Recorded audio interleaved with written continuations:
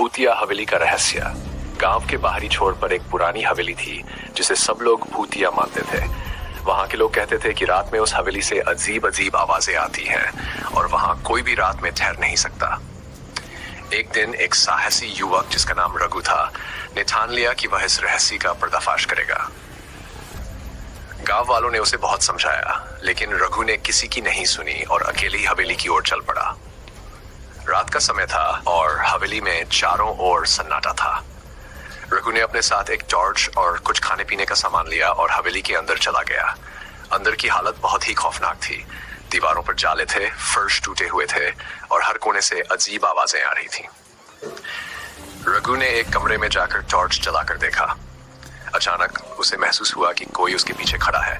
उसने जल्दी से पीछे मुड़कर देखा, लेकिन वहां कोई नहीं था। तभी उसे सीढ़ियों से किसी के चलने की आवाज सुनाई दी।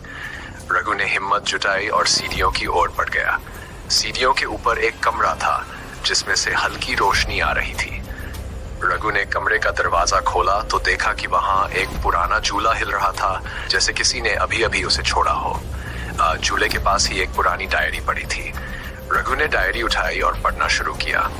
डायरी में हवेली की पुरानी कहानियां लिखी थी और एक भयानक रहस्य का खुलासा हुआ। डायरी के अनुसार कई साल पहले इस हवेली में एक अमीर जमींदार रहा करता था जिसकी बेटी का नाम राधा था। राधा का एक नौकर से प्रेम था, लेकिन जमींदार को यह रिश्ता मंजूर नहीं था। एक दिन गुस्से में आकर जमींदार ने उस नौकर को मार डाला और उसकी आत्मा को हवेली के एक कमरे में बंद कर दिया। तभी से उस नौकर की आत्मा हवेली में भटक रही थी और बदला लेने के लिए इंतजार कर रही थी। रघु को अब सारा माजरा समझ में आ गया था।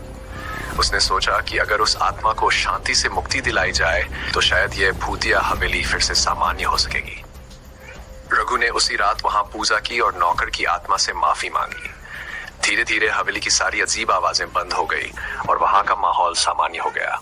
अगले दिन जब रघु ने गांव लौटकर सबको ये कहानी सुनाई तो गांव वाले बहुत खुश हुए और उन्होंने रघु की बहादुरी की सराहना की। उस दिन के बाद से उस हवेली में कोई भूतिया घटना नहीं हुई और वह हवेली एक शांतिपूर्ण स्थान बन गई।